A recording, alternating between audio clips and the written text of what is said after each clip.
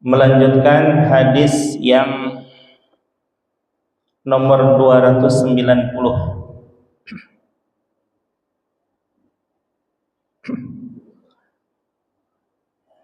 yang diriwayatkan oleh Imam Muslim dari sahabat Abu Hurairah. Bismillahirrahmanirrahim. Qala an-nabiy sallallahu alaihi wasallam, bersabda Kangjeng Nabi Muhammad sallallahu alaihi wasallam, innallaha, sesungguhnya Allah subhanahu wa ta'ala, yaqulu, berfirman Allah subhanahu wa ta'ala, yaumal qiyamati, pada hari kiamat. Bagaimana firman Allah yang bertepatan dengan hari kiamat tersebut? Ini suatu kabar kegembiraan bagi kita sekalian, karena insya Allah semuanya termasuk yang difirmankan Allah. Amin. Aina tuhabbuna, di mana orang-orang yang berkasih sayang, li jalali, demi keagunganku. Berkasih sayang di sini dalam artian sesuai dengan fitrah manusia, bahwa manusia itu ada saling ketertarikan antara pria dan wanita. Sebagaimana dikisahkan Nabi Adam alaihissalam ketika beliau pertama diciptakan, itu tiada siapa-siapa, belum ada Siti Hawa. Kemudian beliau melihat bahwa penduduk surga yang terdiri dari hewan-hewan semuanya berpasang-pasangan, semuanya memiliki pasangan masing-masing, sehingga timbul rasa iri dari diri Nabi Adam alaihissalam ingin memiliki pasangan. Kemudian dikisahkan bahwa beliau sedang tertidur, kemudian bangun tidur, Allah menciptakan makhluk yang sejenis dengan Nabi Adam alaihissalam sesuai dengan keinginannya, bahwa Nabi Adam ingin berpasangan, maka Allah menciptakanlah Siti Hawa. Ini sifat asli manusia ya, mohon maaf. Begitu bangun tidur, ternyata ada sejenis dengan saya, katanya. Mulai timbul hasrat tuh. Mohon maaf, dikisahkannya seolah-olah Nabi Adam hendak merangkul kepada Siti Hawa, lalu dicegah oleh Allah Subhanahu wa taala. Nabi Adam, jangan engkau berbuat seperti itu, karena ada aturannya. Bagaimana ya Allah aturannya? Menikahlah dengan Siti Hawa, katanya. Aslinya sih namanya Hawa ya. Kalau Siti itu penghormatan penduduk masyarakat Indonesia aja ya, bahwa sayyidatuna di bahasa Amiyah kan menjadi Siti gitu ya. Kalau di Indonesia kan mungkin Nyonya Hawa gitu ya. Tapi kan nggak pantas Nyonya Hawa, Siti Hawa gitu. Lalu Nabi Adam bertanya, bagaimana kami harus menikah ya Allah? Dengan adanya saksi, yaitu Allah, kemudian adanya ijab qabul, dan juga adanya mahar. Lalu apa mahalnya ya Allah? Sholawatlah kepada Kangjeng Nabi Muhammad sallallahu alaihi wasallam. Dalam kisah tersebut bahwa Nabi Adam bertanya, siapa itu Nabi Muhammad sallallahu alaihi wasallam? Allah menjawab, itu adalah salah satu dari keturunanmu. Dalam artian secara basyariah, bahwa Nabi Adam alaihissalam jauh setelah Nabi Adam diciptakan secara basyariah ya, secara physically Nabi Muhammad sallallahu alaihi wasallam ribuan tahun setelah Nabi Adam diutus baru ada Nabi Muhammad sallallahu alaihi wasallam. Tapi secara ruhaniyah, secara insan, yang disebut dengan insan manusia itu adalah jauh lebih senior daripada Nabi Adam alaihissalam. Kalau Nabi Adam diciptakan 6.000 diciptakannya setelah 6.000 tahun malaikat ada. Lalu Nabi Muhammad setelah sekitar kurang lebih 6.000 tahun setelah Nabi Adam diciptakan. Berarti malaikat sekitar 12.000 tahun sebelum Nabi Muhammad diciptakan. Namun sesungguhnya bahwa di dalam hadis qudsi Allah menyatakan laulaka lamma khalaqtul aflaq. Kalau bukan karena engkau wahai Muhammad, niscaya tidaklah aku ciptakan alam dunia ini. Di dalam Sirul Asrar dikatakan, yang diriwayatkan oleh Imam Abu Dawud, yang dimaksud dengan Nur Muhammad itu ada ruh, ada qalam, ada ilmi, dan ada hilm Nabi Muhammad sallallahu alaihi wasallam. Jadi sebelum segala sesuatu ada, ini Nur Muhammad sudah ada. Berarti secara insan manusia, bahwa abul insan adalah Nabi Muhammad sallallahu alaihi wasallam. Walaupun secara abul bashar itu adalah Nabi Adam alaihi salam.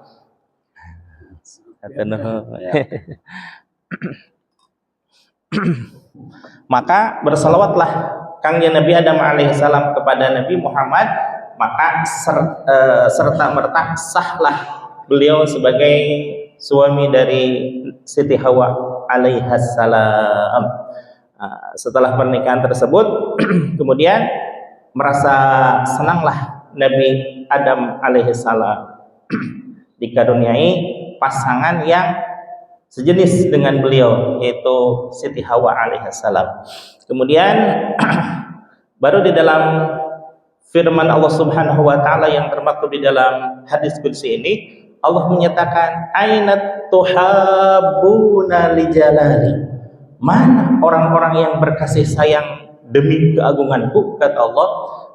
Ini dikhususkan tentu bagi kaum muslimin wal muslimat saja. Pertama, mereka mengiktikadkan bahwa tiada Tuhan selain Allah dan Nabi Muhammad sallallahu alaihi wasallam selaku utusannya. Kemudian bahwa pernikahan itu didasari atas rasa mengagungkan Allah Subhanahu wa taala dan mengikuti sunnah Rasulullah sallallahu alaihi wasallam. Bagi yang tidak mengikuti sunnah Rasul atau yang sengaja tidak menikah karena merasa enggan, ini bukan siapa-siapa ya, itu saudara kakak sepupu saya sendiri di kampung. Ada beberapa yang tidak menikah. Saya sering katakan, Mang, apa ini, nyebutnya Amang ya, padahal Akang. Mang, apa ini tidak terkena ancaman dari Rasul? Saya bilang, apa ancamannya?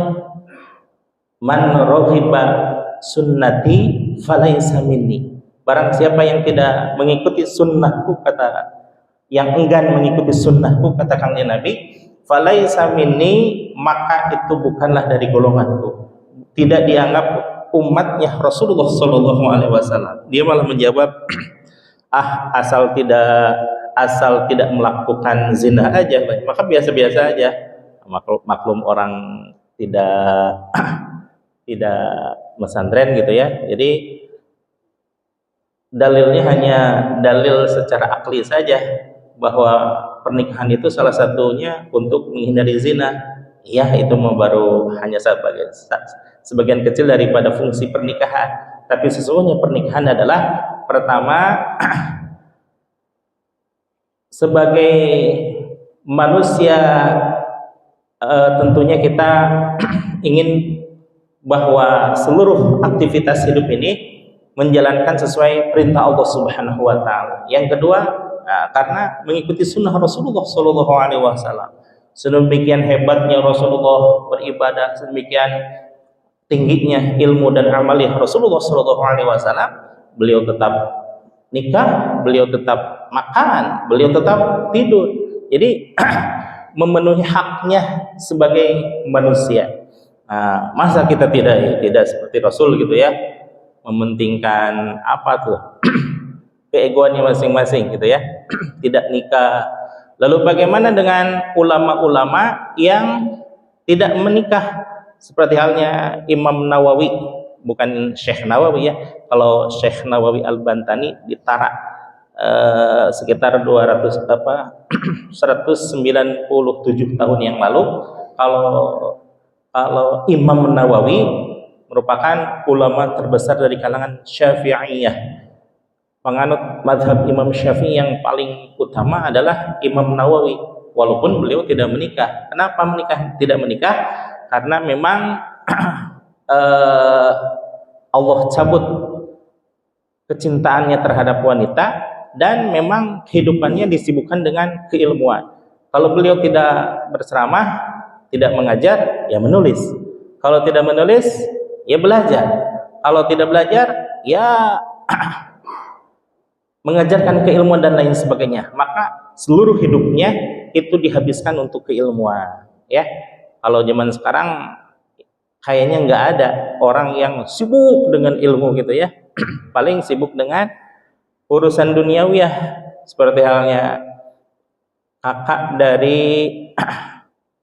kakak ipar saya gitu ya. Padahal tinggalnya di Solo dan pernikahan terjadi di Majalengka, tidak hadir itu. Pas ditanya kenapa nggak hadir kakaknya Tesri, saya bilang itu sibuk katanya. Sibuk kenapa? Sibuk jualan. Jualan, saya bilang. Jualan masih bisa ditinggal atau ya. Ini memang 3 hari atau 4 hari libur mah, atau kan ada karyawannya gitu ya. Enggak, dia sibuk katanya, nggak punya karyawan. Terus istrinya, boro-boro istrinya itu masih bujangan katanya. Allahu Akbar. Berarti sekarang sekitar 50 tahun belum menikah, subhanallah gitu ya. Nah, itu berbeda dengan Imam Nawawi. Kemudian Imam Syibaweh, walaupun Imam Syibaweh pernah menikah tapi tidak memiliki hasrat terhadap perempuan. Nah, itu termasuk dalam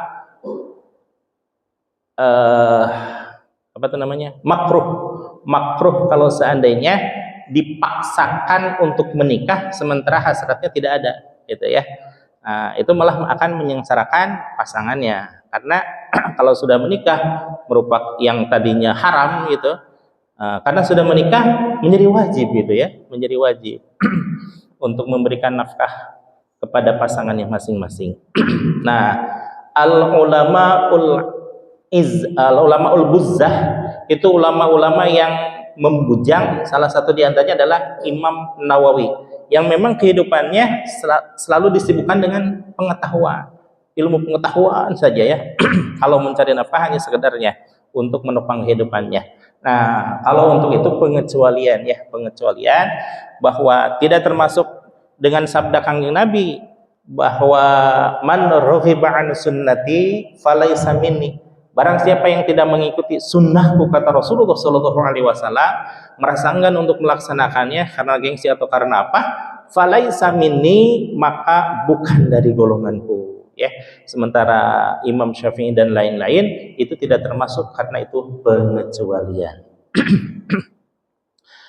Aina tahabbuna li jalali, mana orang-orang yang berkasih sayang untuk mengagungkanku, kata Allah Subhanahu wa taala, dengan syarat tadi ya, dilaksanakan dengan pernikahan sesuai sunnah Rasulullah Shallallahu Alaihi Wasallam, dan juga pernikahannya itu berdasarkan keagungan Allah Subhanahu wa taala, yakni senantiasa dihadapkan kepada ibadah kepada Allah Subhanahu wa taala. Jadilah pernikahannya sakinah, mawaddah, warahmah. Jadi bukan berarti bahwa pasangan yang adem ayem kemudian ketawa ketiwi, wisata kesana kesini itu dikatakan keluarga yang bahagia. Itu hanya setengahnya, itu hanya duniawi saja gitu ya. Kalau seandainya pernikahannya tidak mengarahkan kepada ibadah, apatah lagi meninggalkan hal-hal yang wajib, masya Allah, tidak bisa dikatakan sakinah mawaddah warahmah gitu ya. Yang disebut sakinah itu menjadikan ketentraman ketika dilaksanakan pernikahan. Kemudian salah satunya adalah indikasinya pernikahan itu bahagia atau tidak, bagaimana dilihat ketaatan mereka berdua kepada Allah Subhanahu wa taala ya. Kalau dasarnya cinta harus didasari dengan keagungan kepada Allah Subhanahu, mengagungkan Allah Subhanahu wa taala, maka itu yang disebut dengan sakinah, mawaddah warahmah. Mana orang-orang yang berkasih sayang yang didasarkan pengagungan kepadaku, katanya, maka al yauma, hari ini, kata Allah Subhanahu wa taala, uzilluhum, akan aku naungi mereka, yaitu orang-orang yang berkasih sayang atas dasar cinta dan mengagungkan Allah Subhanahu wa taala, fi zillin, di dalam naungan, yauma la zilla illa zilli, di dalam naungan yang pada hari itu tidak ada naungan selain naungan Allah Subhanahu wa taala. Nah, menaungi pelataran rumah kita dengan tenda aja harus sekian juta atau sekian puluh juta ya, apalagi naungannya Allah Subhanahu wa taala, istimewa itu ya, yang pada saat itu terjadi yaumul qiyamah, laut pecah, langit runtuh, gunung-gunung berterbangan seperti aneh-aneh, tidak ada yang menyelamatkan, tidak ada yang dapat selamat dari azabnya Allah Subhanahu wa taala, karena memang sudah ditentukan. Jangankan yang kufar, yang muslim saja terkena amukan yaumul qiyamah. Nah, salah satu di antaranya orang yang mendapatkan perlindungan Allah Subhanahu wa taala itulah orang-orang yang senantiasa berkasih sayang kepada keluarganya atas dasar pengagungan kepada Allah Subhanahu wa taala, dan juga mengikuti sunnah Rasulullah Sallallahu Alaihi Wasallam. Maka rasanya gitu ya, rasanya meningkatkan sunnah Nabi dalam kehidupan pribadi, kehidupan berkeluarga, kehidupan bertetangga. Kalau sedikit demi sedikit mudah gitu ya. Kalau langsung berapa persen gitu ya kehidupan Kanjeng Nabi kita tiru, kayaknya gitu ya, melihat kehidupan para kiai-kiai kayaknya nggak mungkin gitu ya. Para kiai juga sama, asalnya sedikit demi sedikit. Misalkan bulan ini melaksanakan sholat sunnah witir, setelah dirasa-rasa, setelah beberapa saat, beberapa bulan merasa istiqomah, ditambah lagi misalkan sholat sunnah birrul walidain, sholat sunnah untuk kebaikan kepada kedua orang tua. Nah, ini salah satu amalan yang mohon maaf ya jarang dilaksanakan, tapi bagi orang-orang yang mengingat kebaikan kedua orang tua, itu rasanya kalau ditinggalkan gak gue banget gitu ya. Karena apalah diri kita, siapa kita kalau bukan tanpa orang tua. Maka dengan mengingat jasa-jasa orang tua, kita gak sebanding gitu ya, gak sebanding. Bahkan apa itu namanya, salah satu sahabat Nabi yang betapa cintanya kepada orang tua, kepada orang tua, terutama ibunya, dikatakan sehebat apapun bakti beliau kepada orang tua, itu nggak sebanding dengan jasa-jasa orang tua. Nggak sebanding lah pokoknya. Nah, minimal kita selaku orang tua, ya walaupun kita udah senior gitu ya, bapak-bapak udah senior, tapi di hadapan orang tua ya tetap aja kita anak kecil. Nah, ketika katakanlah ya, mohon maaf, orang tua sudah ada di padang mahsyar, kemudian di yaumul jaza, di yaumul jaza, hari pembalasan, yang disitu dimana diawali dengan sidang oleh Allah Subhanahu wa taala. Kemudian misalkan orang tua kita bertanya, ya Allah, ini amalan apa ini? Saya perasaan tidak pernah melaksanakan ini. Ini banyak banget ini pahalanya gitu. Jawaban yang menggetarkan adalah itulah pahala dari amaliyah putramu yang senantiasa melaksanakan birrul walidain gitu ya. yang saya terima sih birrul walidain itu pelaksanaannya ba'da maghrib. Maka saya kalau tidak ada taklim maghrib selalu melaksanakan birrul walidain. Birrul walidain kalau kebetulan kebetulan tidak melaksanakan karena ada taklim maghrib, maka ya bebas ya, sholat sunnah apapun rata-rata bebas. Hampir 70% sholat sunnah itu bebas waktunya, termasuk birrul walidain tersendiri. Birrul walidain itu kalaupun toh tidak melaksanakan pada maghrib, ba'da maghrib, karena itu hanya fadl iliyah saja, dilaksanakan menjelang setelah duha atau berbarengan dengan setelah tahajud juga nggak masalah ya, karena tidak ditentukan waktunya, seperti sholat duha, kemudian sholat Idul Fitri dan Idul Adha itu kan ditentukan waktunya, sementara birrul walidain tidak ditentukan waktunya gitu ya. Di samping birrul walidain ada juga birrul aulad. Nah, ini lebih nggak familiar lagi. Kenapa? Birrul aulad itu bakti atau mohon maaf ya, kasih sayang orang tua terhadap putranya. Misal ada seseorang yang gimana gitu ya, dinasihatin udah, mendatangkan para asatid udah, kemudian memasantrenkan udah, tapi tetap aja bandel gitu. Satu-satunya jalan yang terakhir, pintu terakhir itu melaksanakan birrul aulad, kebaikan untuk putra kita. Bagaimana pelaksanaannya? Hanya 2 rakaat. Kemudian setelah ba'da Fatihah membaca surah Alam Nashrah sebanyak 37 kali. 37 kali ditambah Al-Ikhlas 3 kali. Alam Nashrah itu untuk membukakan pintu hidayah Allah, tapi atas permintaan orang tua. Ini dahsyat luar biasa ini kasih sayang orang tua ya kepada putra gitu ya. Kan sehebat apapun doa seorang kiai, kemudian sehebat apapun sekolah islami, sehebat apapun pendidikan yang diterima dari gurunya, tetap saja bahwa mentor yang utama adalah orang tua. Bagaimana doa dan suri tauladan dari orang tua. Maka bahwa yang paling utama, bahkan Syekh Al-Habib Abdul Qadir dari Madinah menyatakan bahwa 70 wali itu masih kalah doanya dengan doa orang tua. Ya, luar biasa itu orang tua itu ya. Kemudian setelah ada kisah. Suatu saat ada orang tua yang ingin anaknya soleh.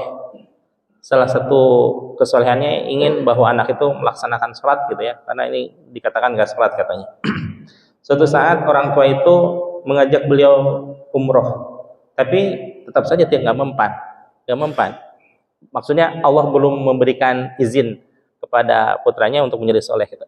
Akhirnya dia datang kepada seorang kiai, kemudian diberilah sholat sunnah birrul aulad untuk kebaikan para anak-anaknya. Kemudian dia laksanakan dengan penuh ketaatan, dengan harapan mudah-mudahan anaknya menjadi soleh dan solehah. Ya, sehebat apapun jabatan, sebanyak apapun kekayaan, tetap ada kurang kalau seandainya putra tidak soleh dan solehah.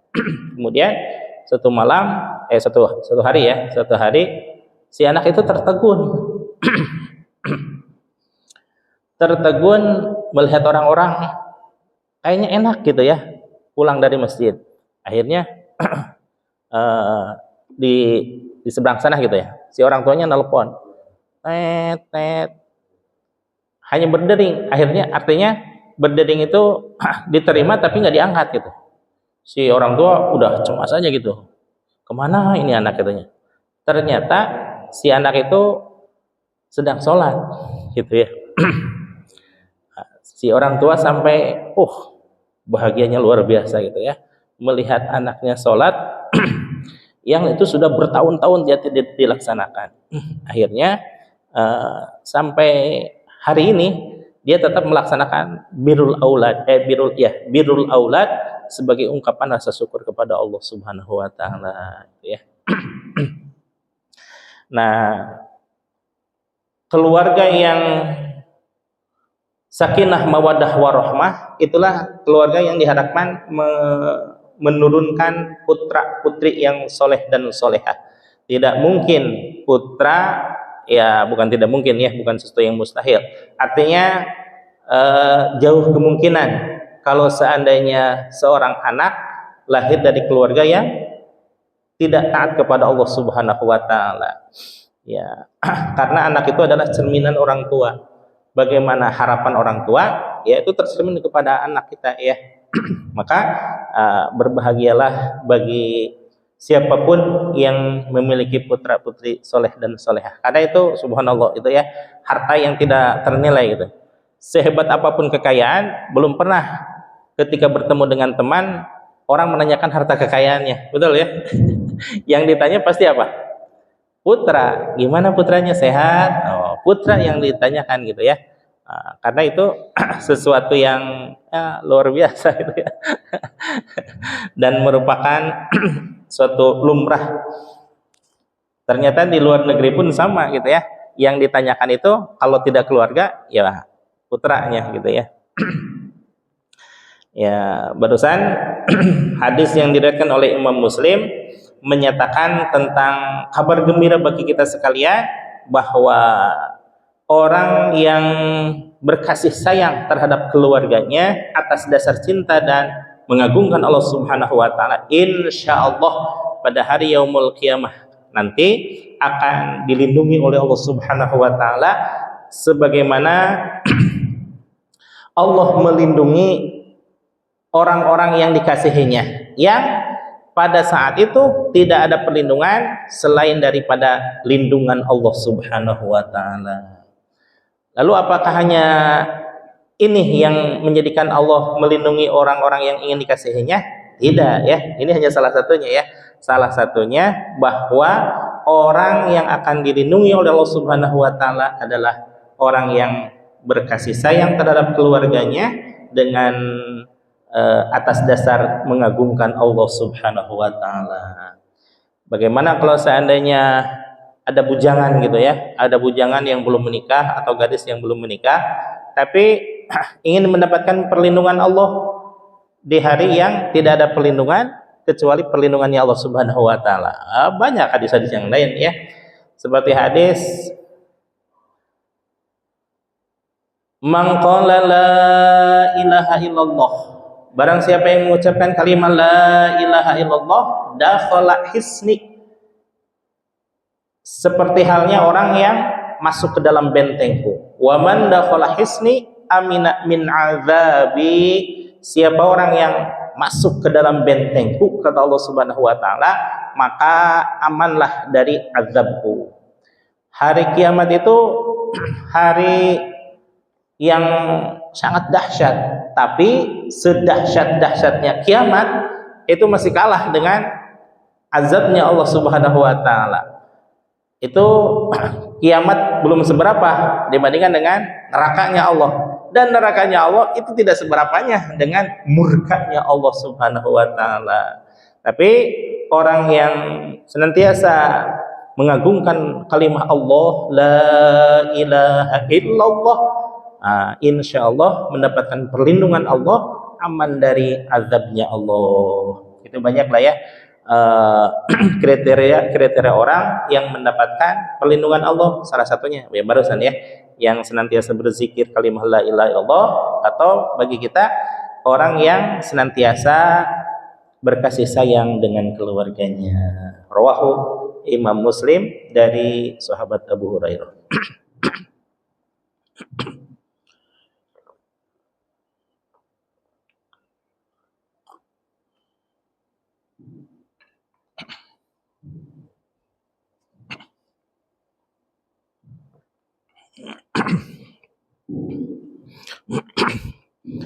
Selanjutnya satu hadis yang diterima pula dari sahabat Abu Hurairah namun ini diriwayatkan oleh Imam Ahmad. Innallaha ta'ala, sesungguhnya Allah Subhanahu wa ta'ala, yaqulu, berfirman Allah. Bagaimana firman-Nya? Nah, ini termasuk dalam hadis qudsi ya, walaupun firman Allah tapi ini tidak termaktub di dalam Al-Qur'an. Nyari sampai hatam berapa kali pun ya tidak akan ketemu kalimat ini ya, karena ini termaktubnya di dalam hadis qudsi. Hadis itu dari lisan mulia Nabi Muhammad SAW. Kenapa ada kait qudsinya? Karena itu esensinya datang dari Allah Subhanahu wa taala. Walaupun pada hakikatnya seluruh ucapan maupun perbuatan Kangjeng Nabi itu adalah firman Allah. Wa ma yantiqu 'anil hawa in huwa illa wahyu yuha. Namun perbedaannya, kalau hadis ya terserah Nabi Muhammad mau mengucapkan seperti apa atau melakukan suatu perbuatan seperti apa, itu adalah murni hadis Kangjeng Nabi Muhammad SAW. Tapi kalau hadis qudsi, redaksinya itu dari Allah, walaupun diucapkan oleh Kangjeng Nabi Muhammad SAW. Seperti halnya ini hadis ini ya. Inna Allah Ta'ala yaqul, sesungguhnya Allah Subhanahu wa Ta'ala berfirman, ana, kata Allah, firman Allah, ma'abdi, akan bersama dengan hambaku, kata Allah Subhanahu wa Ta'ala, ma zakaroni, sepanjang hamba tersebut selalu mengingatku, kata Allah Subhanahu wa Ta'ala. Wa taharrakat, dan menggerakkan, karena mengucapkan atau mengagungkanku, apa? Syafatahu, dua bibirnya orang tersebut. Syafatahu, dua bibir orang tersebut, dalam artian selalu berqomat kamit dalam menyebut lafaz Allah. Zikrullah itu banyak lafaznya ya, banyak ibaratnya. Mau subhanallah, mau alhamdulillah, mau Allahu akbar, mau solawat, mau atau lafaz zatiyah sendiri. Nah itu sama halnya dengan zikir. Bahkan segala sesuatu yang mengingatkan Allah itulah zikir. Bagaimana kalau seandainya kita baca Quran tapi tidak ingat Allah? Nah itu kalimat zikir Al-Quran itu ya. Tapi bagaimana kalau kita bertafakur ke alam, camping ke alam ya, ke gunung, tapi begitu melangkah ingat Allah, begitu melihat pohon ingat Allah, begitu melihat hewan-hewan ingat Allah. Itu zikir juga sama ya.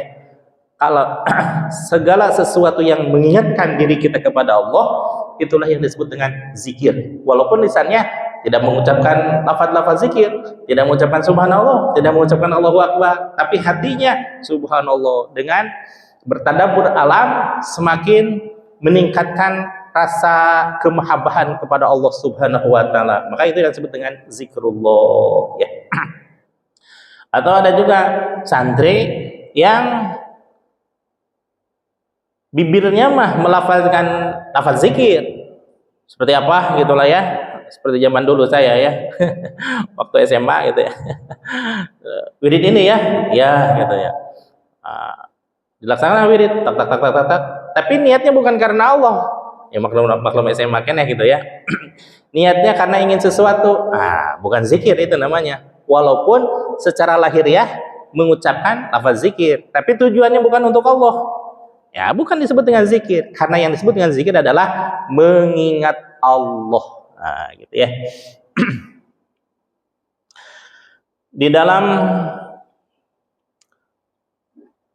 Di dalam maksud ma dzakaroni, aku akan bersama dengan hambaku sepanjang orang tersebut mengingatku, kata Allah Subhanahu wa taala. Maka di dalam Al-Baqarah ayat 152 Allah menyatakan fadhkuruni adzkurkum washkuruli wala takfurun.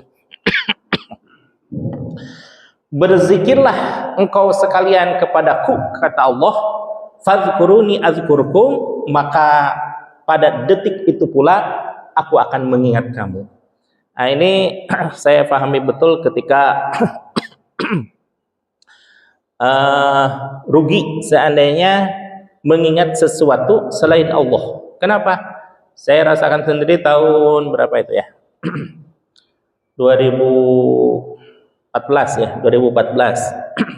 Saat saya diutus oleh Kiai Wafiuddin untuk mengikuti safari dakwah bersama beberapa rekan selama 8 hari di Semarang ya, Semarang. Biasalah waktu selama 3 hari enjoy saja. Lebih dari 3 hari mulai ingat sama keluarga tuh. Ingat terus pas di jalan udah pas perjalanan pulang gitu ya, udah beli oleh-oleh segala macam untuk yang di rumah gitu ya, untuk istri dan anak-anak. Kirain saya mah sama kerinduannya dengan saya gitu ya, tapi pas begitu datang, saya emang inget terus ya, maklum yang meninggalkan rumah gitu ya, tapi yang di rumah mah ternyata masih menawarkan Tupperware ke tetangganya. Berarti kan tidak sama itu ya kerinduannya dengan saya gitu ya. Itu yang dianggap orang yang paling dekat dengan saya. Di saat saya mengingat istri saya, ternyata istri saya lagi jualan Tupperware ke tetangga. Karena dulu masih jualan Tupperware ya. Sekarang udah nggak ada. Kemudian saya membelikan apa gitu ya sama buat putra putri saya. Ternyata putra putri mah begitu saya pulang lagi main-main di lapangan. Artinya tidak sama kerinduannya dengan saya. Kalau saya mah beberapa hari yang lalu udah rindu banget gitu ya, kirain sama kerinduannya, ternyata tidak. Artinya bahwa orang yang paling kita cintai, orang yang paling dekat dengan kita, tidak sama frekuensinya, kerinduannya dengan kita. Tapi kalau dengan mengingat Allah, subhanallah. Surah Al-Baqarah ayat 152 menyatakan fadhkuruni. Di situ nggak ada kalimat atop dan lain sebagainya, langsung fadhkuruni azkurkum. Apabila engkau mengingat kepadaku, kata Allah, maka detik itu pula aku ingat kepadamu. Jadi kalau ingin mengetahui kira-kira Allah lagi mengingat kita atau enggak ya, tanyakan aja pada diri kita, kitanya ingat sama Allah tidak? Kalau tidak ingat, boro-boro ingat Allah juga ya. Masih banyak makhluk-makhluk Allah yang mengingat Allah. Nah, kalau seandainya kita mengingat Allah bukan siapa-siapapun, katakanlah ya kalau Kangjeng Nabi, para wali, itu mah orang-orang jelas, orang-orang soleh yang sangat diperhatikan oleh Allah gitu ya.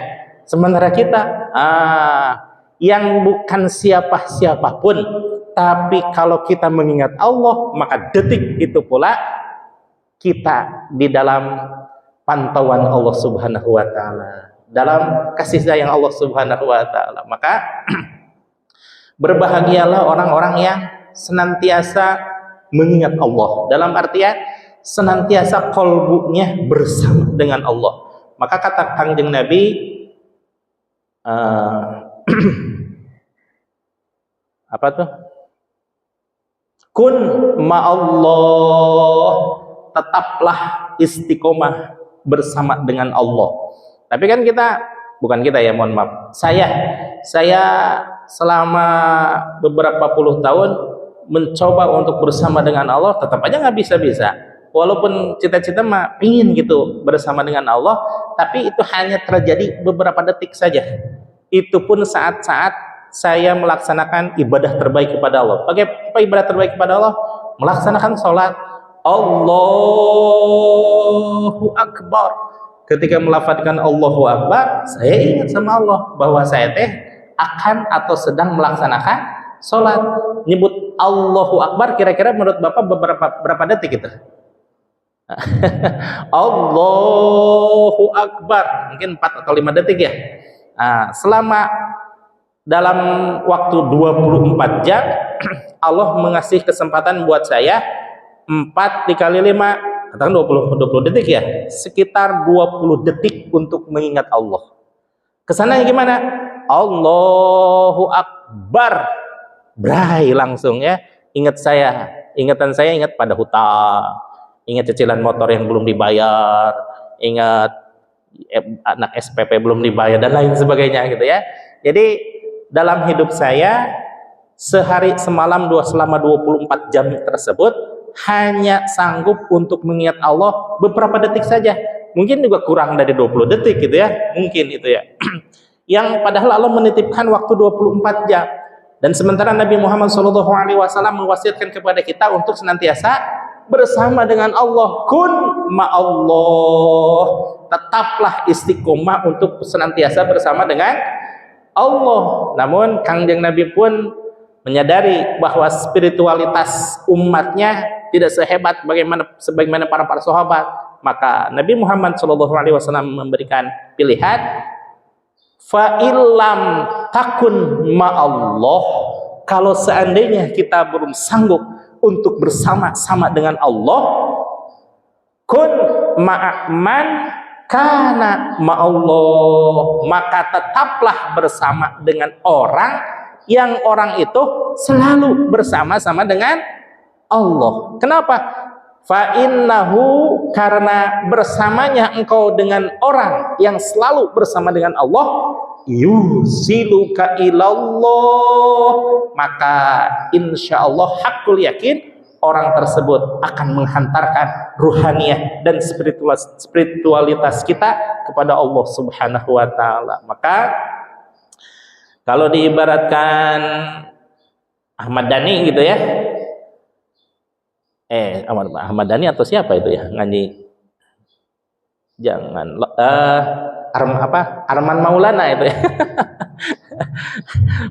Arman Maulana dalam salah satu baitnya apa tuh ya, pokoknya mah, jangan pernah kau lepaskan seseorang yang mengingatkan kepada dia, maksudnya kepada Allah Subhanahu wa taala. Maka saya alhamdulillah sudah bertemu dengan seseorang yang senantiasa mengingatkan kepada Allah. Saya merasa nyaman dengan apa yang Allah titipkan kepada saya, gitu ya. Fa innahu yusiluka ilallah, karena itu bisa untuk menghantarkan ruhaniyah kita kepada Allah ya. Alhamdulillah, walaupun saat ini udah usia 44 tahun baru mengingat Allah 20 detik atau kurang, saya mah alhamdulillah saja, syukur alhamdulillah, wong nama juga masih belajar gitu ya. Itu pun dalam keadaan saat-saat terbaik saya bersama Allah, yaitu dalam keadaan sholat. Dalam kehidupan sehari di luar sholat bagaimana? Oh, lebih gila lagi saya. Ya, tapi mudah-mudahan cita-cita mah ingin bersama dengan Allah sebagaimana wasiat Kangjeng Nabi Muhammad SAW. Bahkan salah satu ciri fisikly yang bisa kelihatan itu kalau seandainya seseorang bisa mengingat Allah dalam keadaan tidur. Mengingat Allah dalam keadaan tidur itu bagaimana? Di dalam Al-Qur'an, alladzina yadhkurunallaha qiyamau wa qu'udaw wa ala junubihim. Orang-orang yang senantiasa berzikir, mengingat Allah baik dalam keadaan berdiri, baik dalam keadaan duduk maupun dalam keadaan wa ala junubihim. Wa ala junubihim itu bermakna untuk kalangan orang-orang tertentu ditafsirkan dengan dalam keadaan tidur. Walaupun bagi yang belum mengenal mah dalam keadaan tidur mah tidak bisa diterapkan seperti itu atau dalam keadaan tidur sebagaimana tidurnya Rasulullah SAW. Apakah Rasulullah senantiasa tidur tiap hari? Tidur tiap hari. Bahkan Rasulullah melaksanakan qailullah.